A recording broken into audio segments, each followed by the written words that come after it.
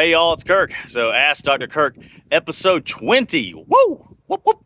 What episode 20? I don't know what noise I'm supposed to make, but special episode 20 is brought to you today by Cotton and Lace. Hi, you ladies said I didn't have anything for the ladies. Here we go. Spoiler alert, it's all for the ladies. I'm just kidding.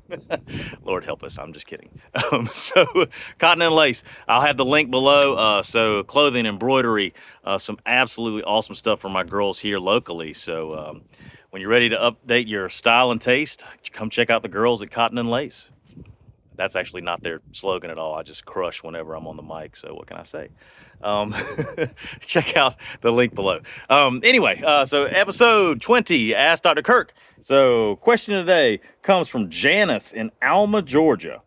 Janice writes, Dr. Kirk, you've done this in your medical minute before, but my husband refuses to read things.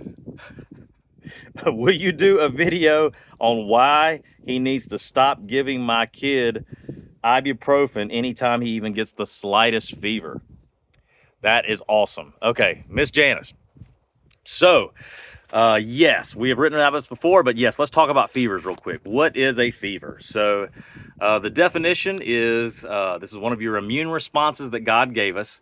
And temperature-wise, if we're going by Fahrenheit, the definition of a fever medically right now is at 100 for an oral temperature.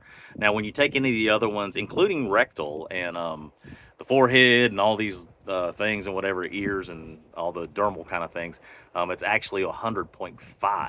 So anything over 100.4 will be considered a fever. But fever is part of your immune response. So fever is actually a good thing. And this is the part that I need your husband to hear, is part of our immune response that God gave us to fight germs is to turn up the temperature and kill germs. Okay, that's putting it very super simple of what a fever is, but I could bore you guys with the whole inflammation cascade and all of the things that happen along this way, but that's not why you tune into these. We're going to keep it Dr. Kirk simple and just understand that when you get a fever, the body is mounting a response to something that it needs to fight and kill. So turning up the temperature and killing germs is a great thing. Bacteria, viruses, all these kind of things, they don't do great when high temperatures come in. High temperatures also help bring along swelling, inflammation, and that helps our helper white cells come to kill germs, to help to circulate better and to cure your illness quicker. So what you're getting at is what I had written previously with the Medical Minute, in that we need to stop blunting our natural response. Now, what happens is when you get a fever, and you guys have had a fever, everybody's had a fever, right? You don't feel great. When it gets up too high, of course, your kid's going to feel quite crummy. So when you get over 102, man, you don't know that feeling. It's pretty bad. Your kids don't like it either, and all of a sudden they're not eating, and they're just kind of going this kind of feeling or whatever. My teenager acts like that anyways. But the immune response is typically a good thing, but we knock it down when a child is feeling bad. So when a child feels bad, then of course, knock it down. And when it gets super, super high, like we've seen in some of these recent flu cases, then of course you are in danger of something called febrile seizures, where you get so hot that the body actually has a seizure. Yes, you certainly want to prevent something like that when it gets over 102 or so. Everybody's thermostat's a little bit different, of course, when it comes to that. Some people are more prone to those, and you can go over that with your pediatrician, of course. But in general, I just want you to remember this, Dr. Kirk simple, okay? If your child has like a 99 or whatever, and they're bebopping around and dancing to Bluey on your carpet, don't knock that down. That's one of those things. It's kind of like the peroxide episode when somebody asked me, why won't this thing get better quicker? Well, you keep killing everything. So in this sense, with the fever, well, you keep knocking down God's natural way of fighting germs. So you're taking away one of your weapons when you do that. Now, the rule that we say in my clinic is very simple. Treat a feeling, not a fever.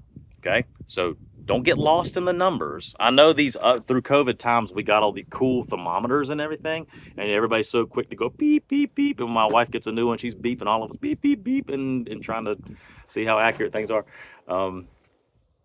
Don't get lost in treating a number.